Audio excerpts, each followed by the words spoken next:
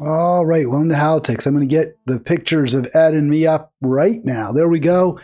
And I'm so glad to have you on, Ed. Thanks for doing me a real solid and coming on board on short notice. My pleasure. Ed My Fishman, honor. as you can see, he's a member of the Montgomery County, Maryland Democratic Central Committee. We shorthanded to MC Dems D18. And Ed, you're kind of walking a little taller and feeling a little prouder about that, are you not today? I am, and thank you for giving me a chance to talk about that.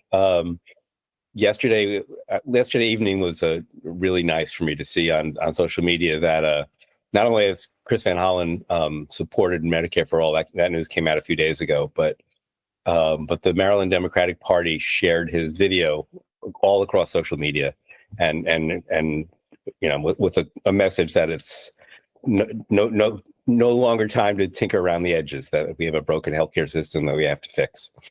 And it's really nice to finally have that message break through with the establishment of the party. Yeah, well, not only did it break through, but you're really breaking it through with a great piece. I was very impressed with your recent recent this morning on Daily Kos, which, by the way, I'm kind of impressed you got it posted even there, because they've been they curate pretty aggressively. And I have seen, in fact, I have a friend who used to post there, and he is not, I think he's pretty close to you in terms of his position within the Democratic Party as a solid but clearly progressive left end of the party, but still definitely a Democrat. And some of his pieces they have edited, they've taken stuff out. You announce yourself a proud Bernie, not bro, Bernie supporter. And it was interesting to me, yeah. They didn't have a problem with that.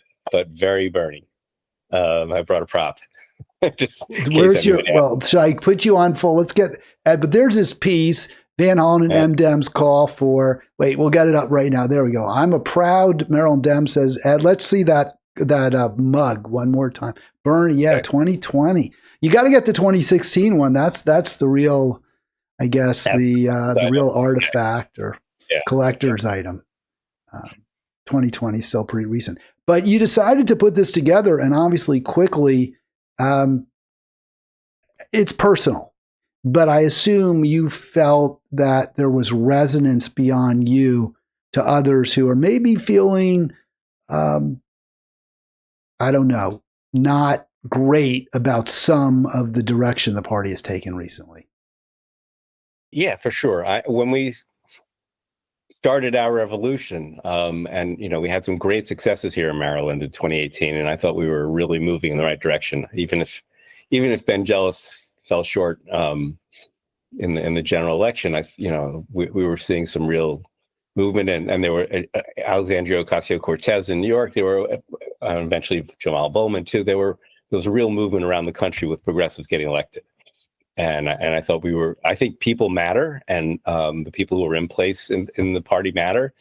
That's how you, I think, move the needle, and I thought we were doing that, and then there was this backlash, and in part funded by AIPAC, but you know, the party establishment in large measure was also happy to pile on and knock out some of the progressives who were getting elected.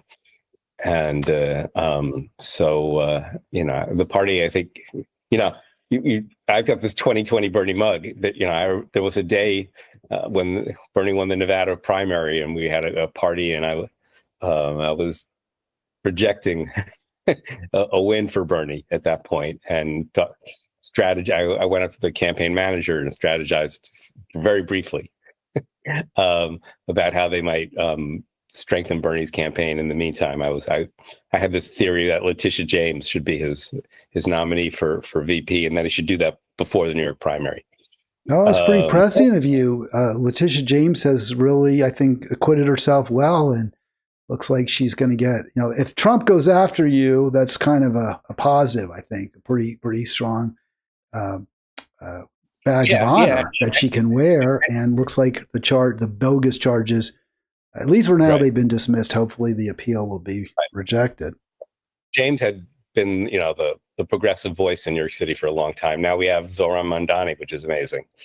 But and Bill de Blasio was pretty strong progressive too. But He was. anyway, I feel like we've had some setbacks, and the party was pushing back against progressives, and I think it's been a tough 8 years with having to deal with or what are we 10 years now with Donald Trump, and the way the country has moved. I shouldn't say the country, but the way our federal government has moved, and the way that's affecting impacting people in the country. But let me just jump in because a couple of thoughts I had while you were speaking. I guess what I'm saying is that maybe there's a reaction that's happening in the party. With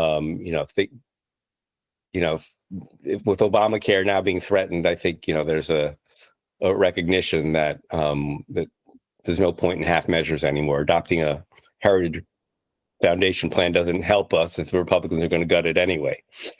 So I think we're at an inflection point where Democrats are maybe going to start standing up for their values. Well, we certainly hope so. And Chris Van Hollen has, I believe, been one of the better, if not the best, Democrat in the Senate.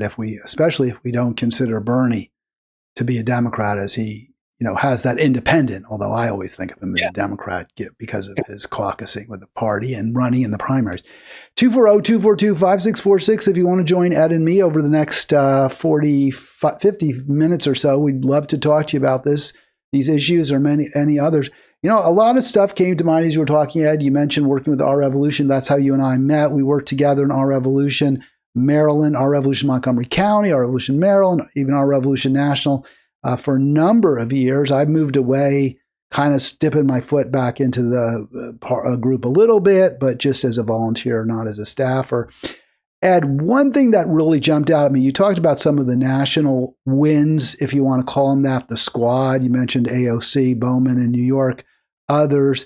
But I think you should really also talk a little bit about the wins in Maryland. Yes, we won in the sense that Bernie's guy, Ben Jealous, was the nominee in 2018, was it? Yeah, 2018. And we pushed for that. I thought we had some great, strong candidates for our county council here in Montgomery County, but we fell short. But we did get our county executive through, Mark Elrich.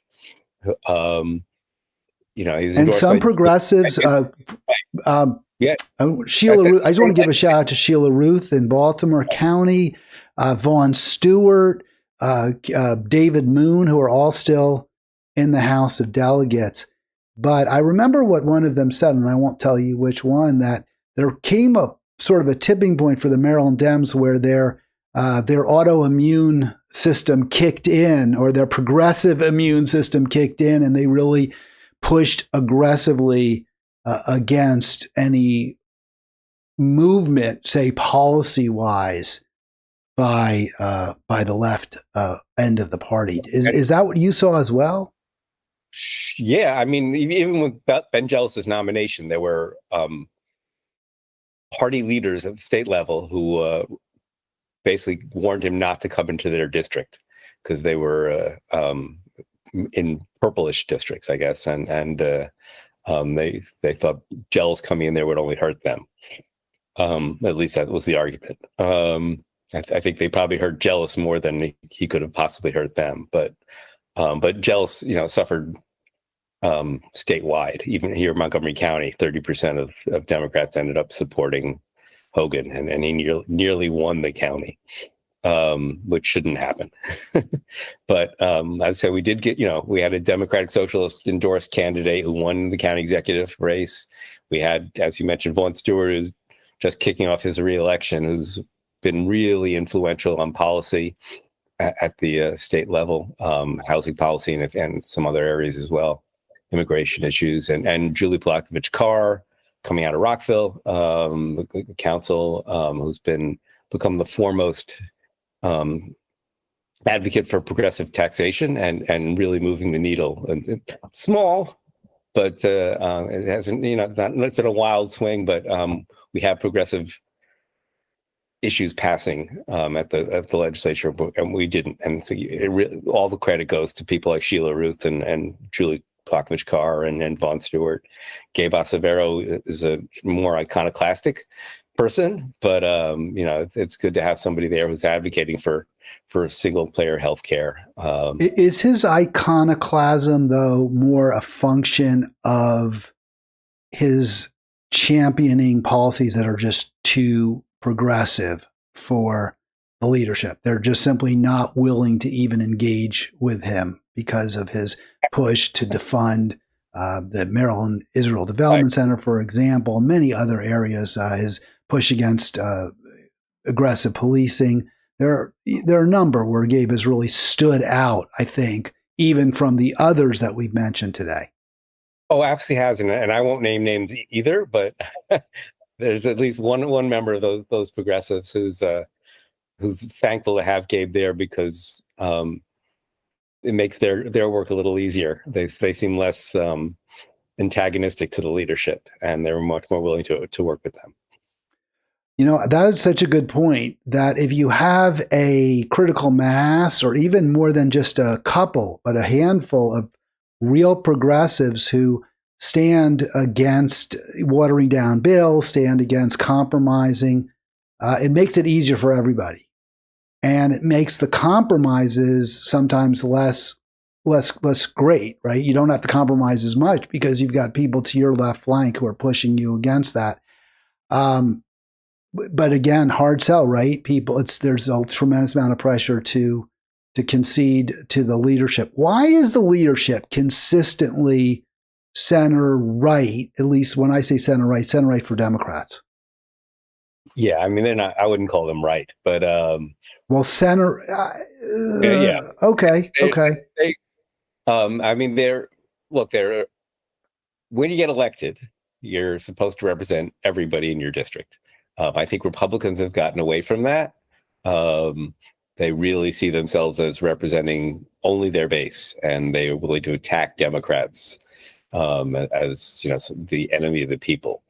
And Trump talks about trying to deport us. I think most Democrats, when they're elected, are much more serious about the tasks they have, and they want to represent all the people in their district, even if they don't need to be elected. But they're also, the Democratic supermajority here in Maryland does depend in some level on winning purplish districts, which they've also drawn in ways that are more favorable to them. But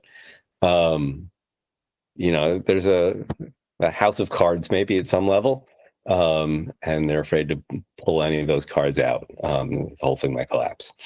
I'm going to phrase it this way, because you and I are somewhat different in our views of the party, both state and national and local too. How big a role would you say does moneyed interests and lobbyists play in this dynamic that we're talking about? I mean, lobbyists certainly do. They have an open door in Annapolis to the legislators there. Less so, I think, at the county level, just because the lobbyists don't invest in that. But it is in Virginia where the money really holds sway, and Dominion basically controls politics there. The lobbyist entree. What I would say is that Maryland legislators are afraid of being anti-business and being labeled that way. They're trying to build. Maryland's always struggled to get jobs and build something outside of the government structure, and we're hurting it now because so many of our residents have been laid off, and that really affects what the state government can do. And so, there's definitely pressure to create, a private sector that isn't isn't especially vital here in Maryland. When businesses come to their door and say, we need this, they're willing to go along. I think Brandy Brooks, who ran for county council also, and when we were talking about that year with so many progressives, she was one of the progressives in 2018. She wrote a piece saying that policy, that kind of pro-business, business-friendly, actions by county councils, by municipalities, by the state, actually was not serving the people well, that actually the businesses that were touted as having been attracted by those policies were short-timers, that once the benefits that they were given ran out, they would often leave the area. Is that your sense? Was that a fair assessment by Ms. Brooks? I'd want to see the data, but I'm always suspicious of giving tax breaks to developers and such that I don't think needed. Marriott has, extracted tremendous concessions out of this county, with their threats to leave. I don't know that we need to be that solicitous of big business. The growth really is in the small business sector, and that's where we should be focused. Yeah, and to give credit to Mark Elrich, the Montgomery County executive, for whom I voted, and I don't always vote for Democrats. I never vote for Republicans. I always vote for Democrats. I definitely supported Mark. To give him credit, some areas I disagree with him on, he really has promoted the small businesses, I believe. I think his policies have really been more small business friendly than large business friendly. That's been my sense. Is that accurate in your view? And how has that worked out for Montgomery County, Ed? It's certainly a focus. He's also worked on bringing bigger projects too. The lifestyle. Well, he stood up to Amazon, right? The Amazon deal. Well, I think that was more Larry Hogan's project, but Mark has been trying to get something at the White Flint Mall. No, what I'm saying about Amazon is that you were making the point that Mark has looked not just for small business support, but also to attract bigger business. And I'm saying one counterexample of that, I think, is Amazon. There were demands, as I understand it, from Bezos that, he required to locate in this area, in this state, and Elrich was not going to go along with that. I'm not sure that that's a fair reading of the history. Okay. I think Larry Hogan's throwing a lot of stuff at Bezos, and some of it would have been great for the county, real investments in transit. I think that's where we fall short in the state. And I think it will always hurt our business development. Our traffic in this county and across the state is miserable because there's just no other option but driving a small set of highways to get from one place to another. And we need to fix that. And I think that will make a big difference in the quality of life and ultimately in attractiveness to business, much more so than any tax breaks we throw at them. Yeah, go ahead. I say that takes money, and right now there's no appetite for, and maybe no possibility of raising revenue. So we're stuck. There are a lot of rich people. The opportunity is from, I think, higher marginal top income tax rates. That's where you can raise more money. I agree, and that's been the thing I've been focused on for years, and we've moved the needle a little bit thanks to that people like Julie Plakvich-Carr. We're moving the needle a little bit. We need to do it at the county level, but the state has brought back a higher marginal rate, and we just have to. Yes, I'm with you. All right, I put this slide up. This is one of the tweets. This is the tweet you referred to where Stuart Pittman, who's both the Anne Arundel County executive. I had to check that because I wasn't sure. Did he stay? But he is, right? He remains the executive of he's got another the county, the capital county, Anne Arundel, where Annapolis is located, and is also the chair of the Maryland Democratic Party. Is that I don't see a problem with that, to be honest with you, Ed, but I was a little surprised. He insisted he had the capacity to do it, and so I think that's great. Ken Ullman was the chair before that, and the demands on his time ended up being too much. Maybe there was some talk that he was going to be running for office. That hasn't materialized yet. But Stewart's got pieces in place. He's administering what he's set up over the last 8 years, and I guess he feels that he can divide his time a little in ways he couldn't before. He's been a fabulous progressive in a county that was generally Republican, was trending purple. He got himself elected, and he's one of those Democrats who understands the limits of that. He hasn't talked about labels. I mean, Mark Elrich has also pushed back against the socialist label. The isms don't really fit, even if he was endorsed by the Democratic Socialists. But yeah, I think the fear is of the label, not the policies. The policies that are promoted by so-called Democrat, they're called socialists, Democratic socialists. They're not really socialists, except maybe on the margins. That certainly having Medicare for all would be socialized medicine, and I think it's very popular. People want it, so it's just unfortunate the label. Popular. One frustration I have with this, and I feel like there's. Go ahead, Ed. Sorry. I was going to say there are gradations. I mean, communism is the one doctrinaire thing out there. Whether it's the workers owning the means of production or the state totally controlling, as happened in the Soviet Union and China. But socialism is they're just degrees of it, and any country every has some economic system is mixed. There's no system, even Stalinism, there was some individual actions that were based on the market, not based on what the Moscow apparatchiks decided or what Stalin himself decided. So every system is mixed. It's just how mixed and how whose needs are being addressed by the policies. And right now we have policies that address the desires of the wealthy while the needs of everyone else are given short shrift, tragically. In Maryland, we're not as bad, maybe. So, but I like this tweet a lot. I'm glad Pittman put this out. I'm not trying here, and I am so tendentious and really have had so many frustrations, so much anger at the Democratic Party.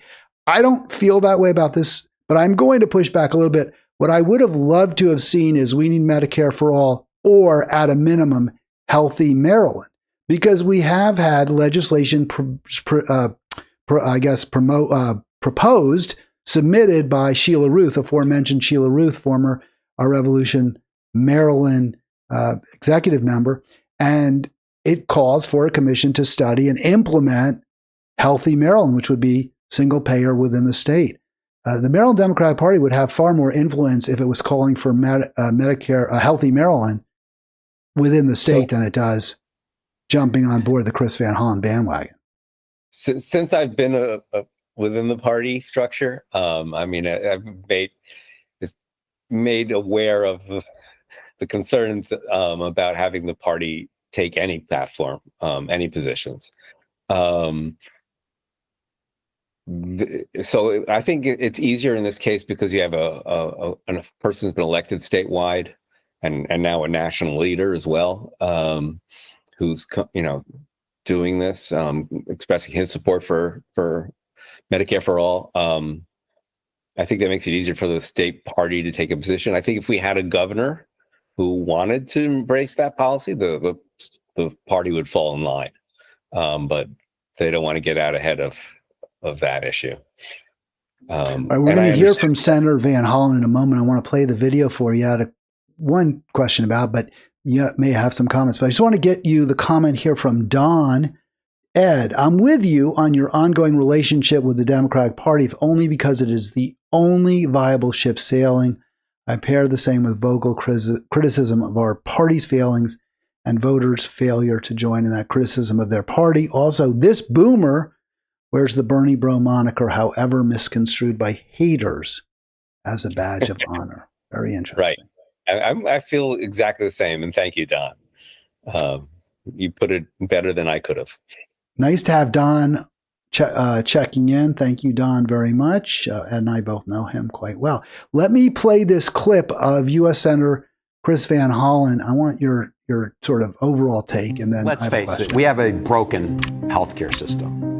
At this moment, we're trying to prevent a bad system from getting even worse. That's why we want to make sure that we extend tax credits for middle-class families so that they can afford their health care. But shouldn't we be focused on making our health care system better?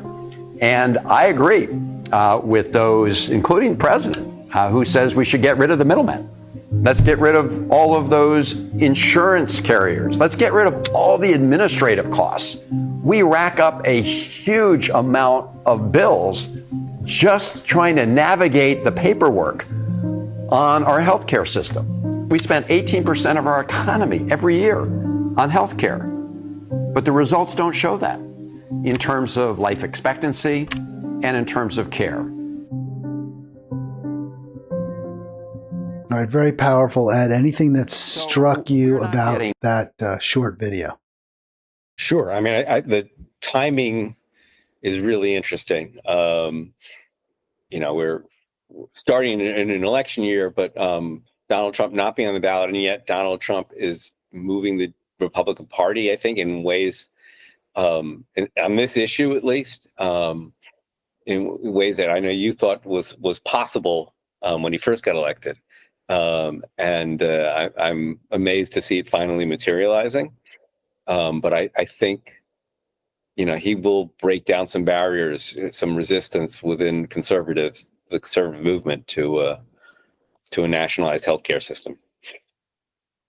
I think this is an issue that is a winner for the Democrats. I find it incredibly frustrating that so many appear to me, and I think the evidence seems to bear this out, enthralled to for-profit healthcare, lobbyists, for-profit healthcare donors, much as many of them are enthralled to the Israel lobby. And this is what makes it impossible for me to, call myself a proud Democrat. That said, I really respected what you wrote. I thought you made a powerful argument that this is, and that's what Don is saying too, that the Democratic Party is the one vessel capable of sailing us to a progressive future. And I guess your sense is even those small steps we saw from Pittman and Van Hollen that aren't going to change anything tomorrow could and hopefully will augur a different party. I don't think they're small steps. It isn't legislation yet. It is a bill, but it's not going to go anywhere in the Congress right now. But 2028 could change things. If the Democrats get that tripartite control again, I think we're gonna, the Labor government in London is dealing with the the wreckage that the Tories had wreaked on the National Health Service, and we may find, we have to deal with that in the future if we do go to a national health system, but there's still the basic structure will be in place. And so if we have to fight over the funding when the Republicans are in charge, that's a battle we'll take on. But I think we're seeing the beginnings of a movement that's really going to take us to a point where, the Bernie movement had wanted to be on Medicare for all. Is there a potential presidential nominee on the horizon that you think would be a champion on this issue? Because, I'm asking, it's open-ended. It's not, I'm not trying to cross-examine. I haven't seen them, but I may have missed somebody or. I think they're out there. And I think Chris Van Hollen would be one of them. But more importantly is I think that the party will move in that direction.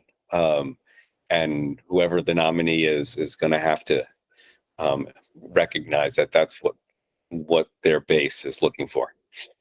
And I don't remember exactly when you last came on Halitics, and we may have talked about this.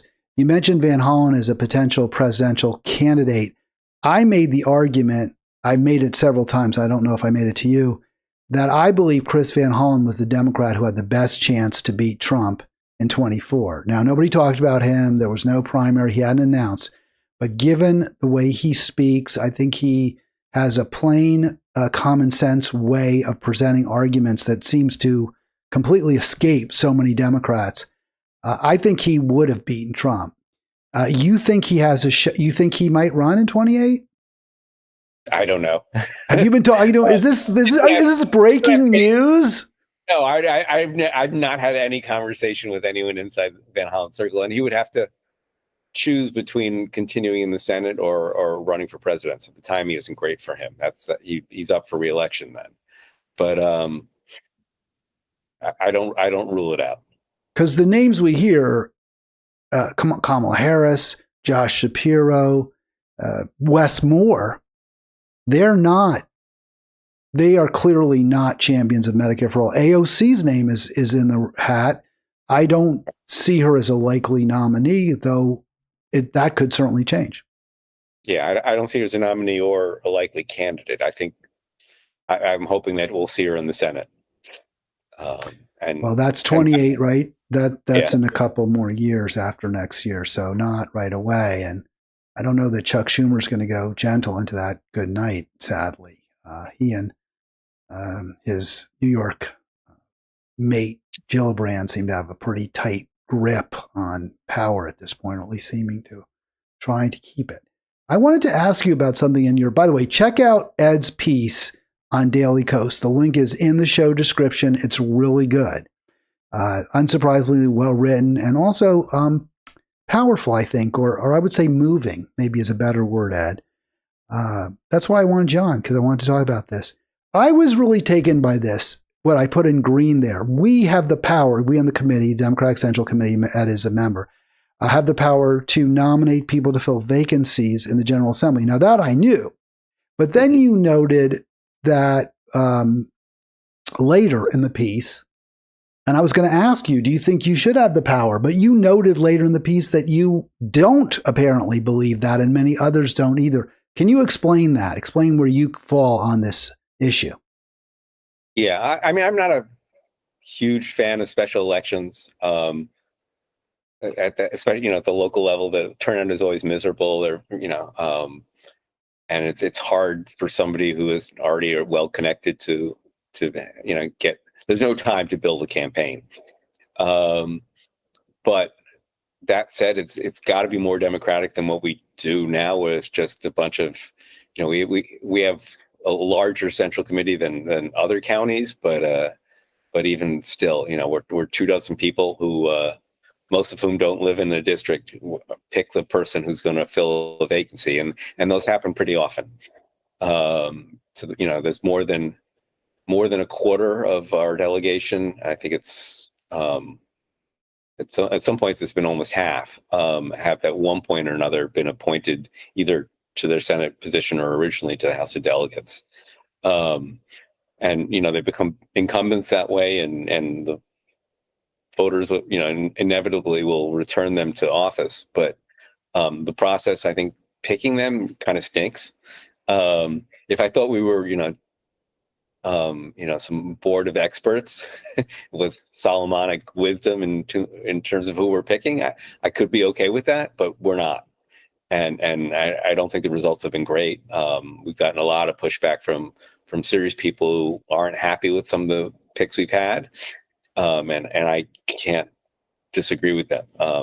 I think the criticisms are right. We had better people who didn't get through. And so just in that sense, the process doesn't work, but it's also so horribly anti-democratic. Well, note here, and I could argue it's not that anti-democratic because you were elected, right? You were voted to your position. It's not as though, Mark Elridge, the county executive, appointed you. You actually have a power base in District 18, and all the members on the board, the Montgomery County Democratic Central Committee, do have a power base. So I don't know that I was never that upset by this issue. It never really moved me the way it does some people who are just livid. And a couple of points on that. But the one thing that really struck me, though, and I do oppose, is this, and you've mentioned this, where members vote for themselves. That to me of course, you vote in general election where there's thousands or hundreds, tens of thousands, millions of voters sometimes. But when you have a couple of dozen folks and you can make the difference, or a dozen. The other problem I see with the whole process is it is really self-dealing. You vote for me today, I'll vote for you tomorrow, that kind of thing. And I mean, so there's a problem.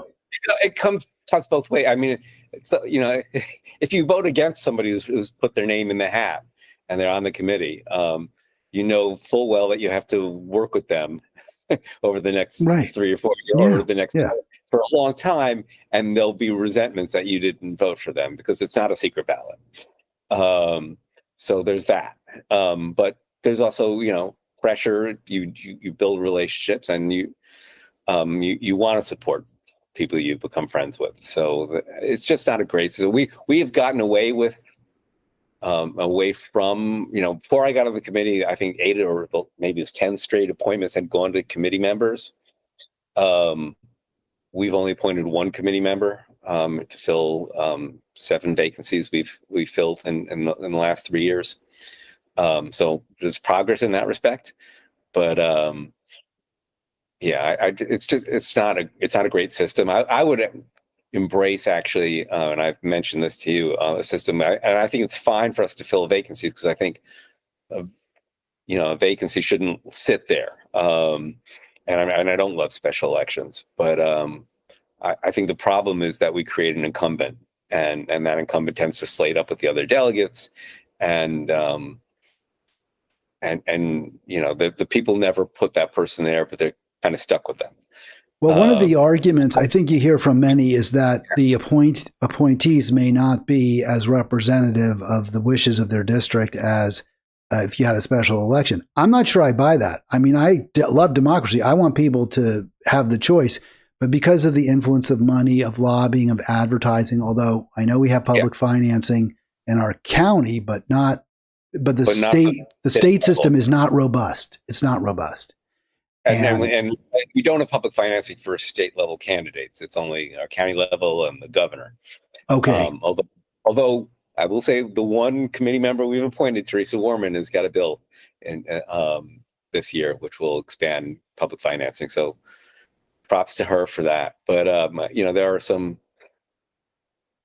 You know, the system produces some good results. I'm not saying it can't, but what I would like to see is actually that if we continue to appoint people, that those people would not be eligible to serve to run in the next election.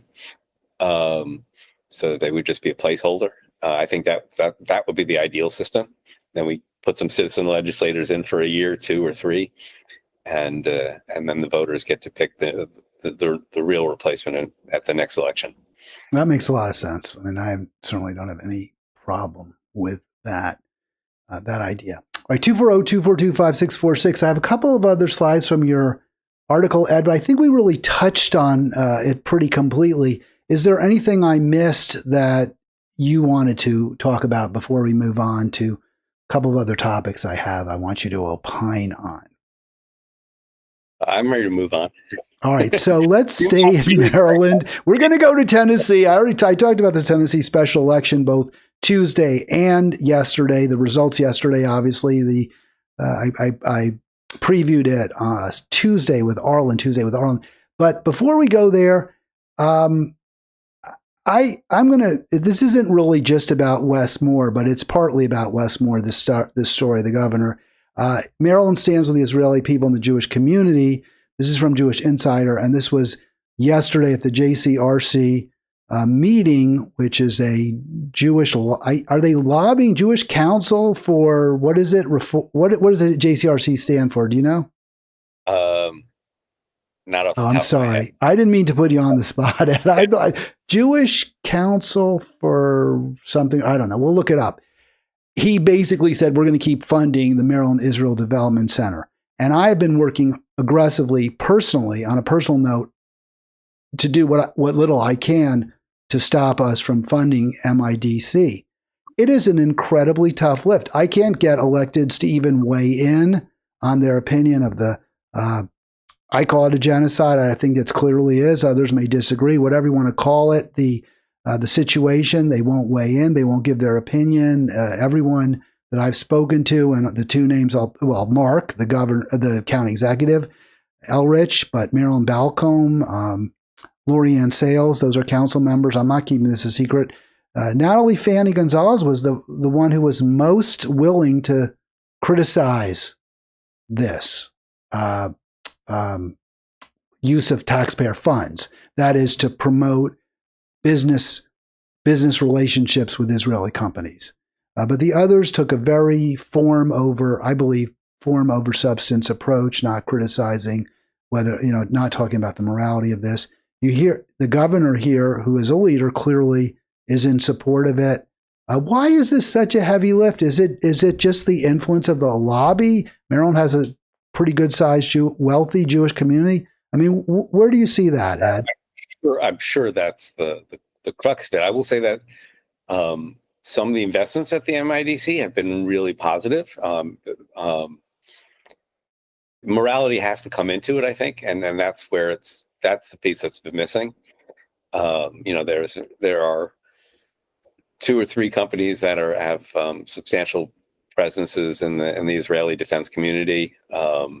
One does something for the Iron Dome defense, and then there's other more traditional ammo producers. I don't think our Maryland tax dollars should be doing that. But when it comes to producing advances in technology generally, I wouldn't be opposed to that. I don't think we should necessarily single out Israel.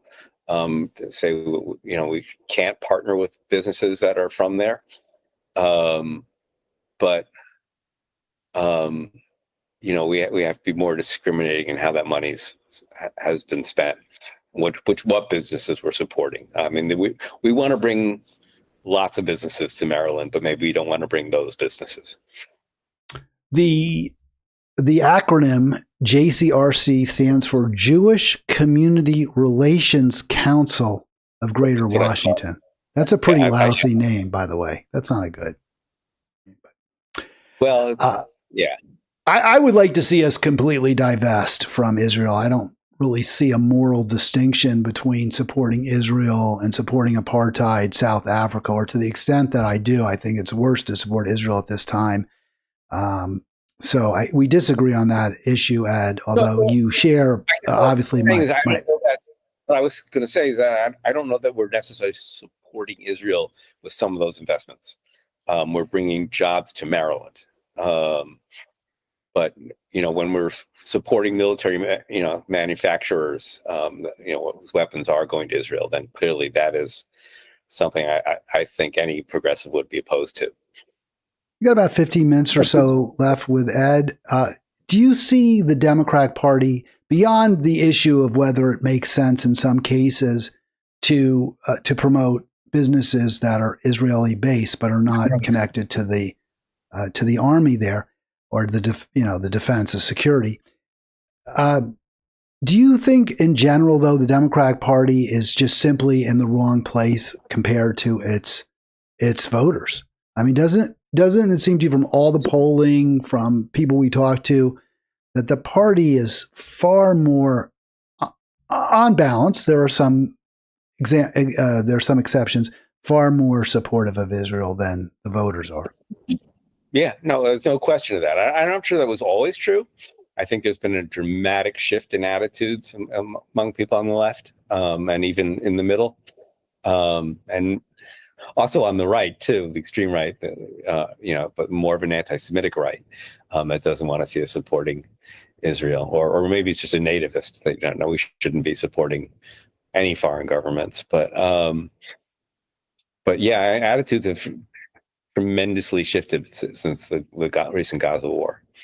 And the party is lagging behind, no question about it. Do you want to give a quick thought as to why that is? Is part of it just what we showed on the screen? Oldish Dems, oldish Maryland Dems, newish policy. So even the relative progressives in Maryland Democratic Party are relatively old. Hillary Clinton has made the case that there's a generational divide. I think that's true, although I have enormous problems with the rest of her analysis. Is it just the old guard hasn't caught up, or is there more to it than that, Ed? That's a tough one. Sometimes, sometimes I have to hold my fire. I gotcha. I hear you. And maybe this is one of those times. All right, I gotcha. Let's move then down to the volunteer state, if I may. And here's the Nation's headline before the election: Can Afton Ben stun the GOP in Tennessee next week? So my question to you, Ed, is: did she stun the GOP? She didn't win, but a lot of the post-election punditry has focused on the gain versus the Trump-Harris race that Ben made, the gains with the electorate. Do you see this as a net positive for the Democrats? I mean, I think it might be a net positive for her. She's a credible candidate, and might be looking for a statewide office at some point. But it's a moral victory. Somebody from Positive America was making that joke that the Democrats' favorite kind of victories. This is one of them, the moral victory. It's not a win, obviously, and it's still a gulf there. 9 or 10 points that she lost by, but when you compare 13, that, I think it was 13 actually. 13 points, right? Because I had 9. The New York Times, the last correct, one I saw was 9. Yeah. 13. You're correct. It was 13 points, and that compares to the general ID there, which has that state that district would have been not just Trump plus 22, but 22 points above the national average. So that's a big shift, because you would expect a Republican candidate to win by even more than maybe 22 points there. So I just put up a screen here, some comparisons, some comps. And this was the smallest swing of any of the special elections for Congress. All of them swung farther to the Democrats than the Tennessee election did. And I don't know, I don't have Virginia and New Jersey numbers, but for the governor's races, we did see very significant swings, even for Mikey Sherrill, who had some, issues. There were some questions about some of the financial dealing there. Spanberger as well was under attack for, I guess, trans issues or something.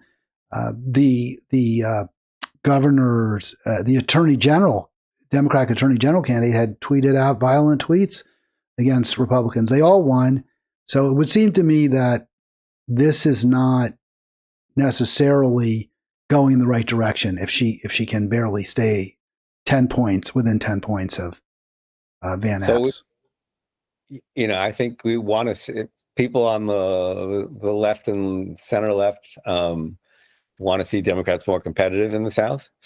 I think this is a sign that we're becoming more competitive in the Deep South. I mean, Virginia is still a southern state, but it's a lot like Maryland. There's a lot of northern transplants, and it's really moved into the Democratic, strongly in the Democratic column now. But and North Carolina is getting there slowly but surely. But it's going to take some to really move the needle in the other states. But I think it's being celebrated because it's indicative of a shift nationwide. And I think that's definitely happened. And it's not the least bit surprising. Within a couple of months of Trump taking office, maybe even before, I don't know, the things I was saying, I was talking to other members of the committee. It's like, I can't believe the Republicans are doing X, Y, and Z. They're going to get their asses handed to them in the midterms. There are still some rules of gravity in American politics, and what the Republicans have done in just a very short time is just devastating to their political fortunes. Shorthand, Ed, the Democrats, no matter how badly they bungled things, they probably are not going to be able to kick away a shift to them in 26. Is that what your bottom line is? I think the shift will happen. It's I mean, the fight over redistricting is a big deal, and Republicans are trying desperately to cling to a majority that way. It may backfire on them with the shifts we're seeing in the electorate right now. I don't know that holds past a one wave election.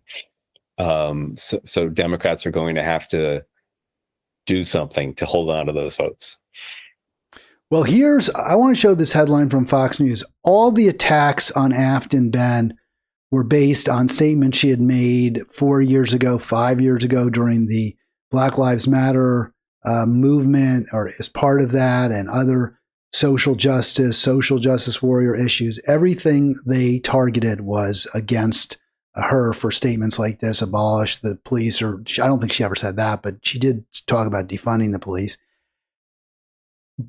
The Nation, in its, I won't call it a puff piece, but its positive piece by John Nichols, talked about her economic justice issues: Medicare, Medicaid, expansion, full funding for Medicare, Obama subsidies, punishing corporate malefactors, which we've obviously seen Trump going in just the opposite direction, where he pardons these corrupt embezzlers and thieves as long as they stole enough money. If you stole a few billion, you get it. You're a drug dealer, a low-level offender on a street corner, you go to jail for the rest of your life. You're a president of a country, then we pardon you. So she's saying that's wrong, and I thought that was the exact right message. Is that true? In other words, should Democrats, in your view, especially in these districts, but maybe even in Brooklyn, maybe not in Brooklyn, emphasize a consistent redistributive message, an economic justice message? We certainly should be the anti-corruption party. And I hope that message breaks through. Our media landscape is miserable right now, and I don't know how much messaging can get through.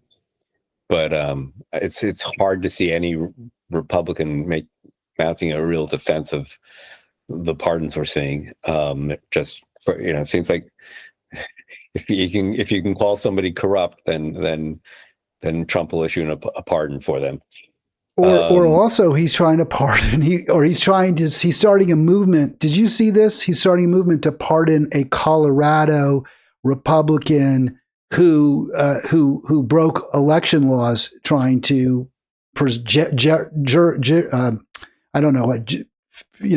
foist evidence or create evidence that there was fraud, which there wasn't. He's trying to get her pardon now. Right, and I think that shouldn't go under the radar. That breach was a serious breach, and they have copied the software that Dominion uses. They have, and I don't know how. I don't know enough about it to the computer programming aspect of it, but it worries me that that the software is vulnerable, and that their wrong people have the keys to it now. There are lawsuits out there. There's a group. I was on a Zoom the other night of these women who there's Free Speech for Free People and a few other groups that are really trying to raise the alarm about that case and what it bodes for the very near future, and the safety of our electoral system. So that woman certainly shouldn't get a pardon, but I think the media is missing the gravity of that story. There's a real threat. I think I'm going to put up a quick clip. I hadn't thought about talking about this, but I think it's really worth it because, as much as I criticize the Dems, we're up against I think it's fair to call him a full-blown fascist at this point, where the Democratic norms just don't hold, and it's very scary. And we've got to figure out a way to change that if we can. And much as I wish the Green Party had the critical mass and the voters to defeat both parties, that's not the case. Democrats need to be focusing on these issues. Maybe they are, and the media doesn't cover it. That is a big problem, Ed. This is a scary story. Yeah, Trump calls on Colorado to release election-denying clerk from jail. And they call it one of the most serious, this is Cyber Scoop, one of the most serious breaches of voting systems in U.S. history.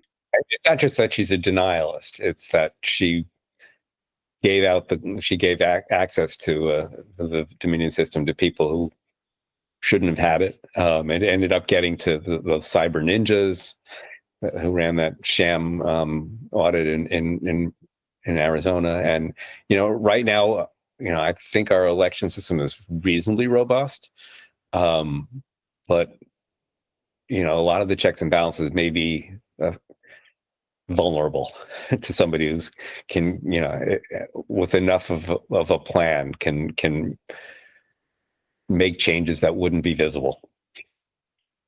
Do you like, how would you, again, advising the party, your party, are they doing a better job? Because one of the takeaways that the party had, or the takeaway, as I understand that the party had from the Harris loss, is that they didn't message well. It wasn't that their policies were bad. It wasn't that they had in some ways failed the American people. It's not that Kamala Harris ran as a more of the same candidate when Americans were desperate for change. There was none of that. It was messaging.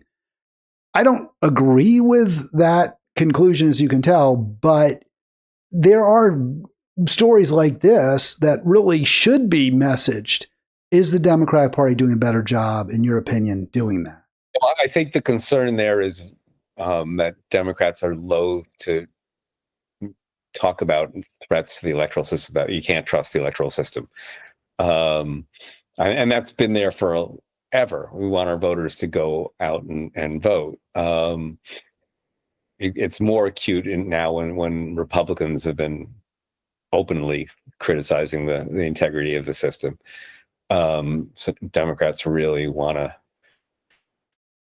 don't want to create openings for Republicans for that to be a more credible line of argument.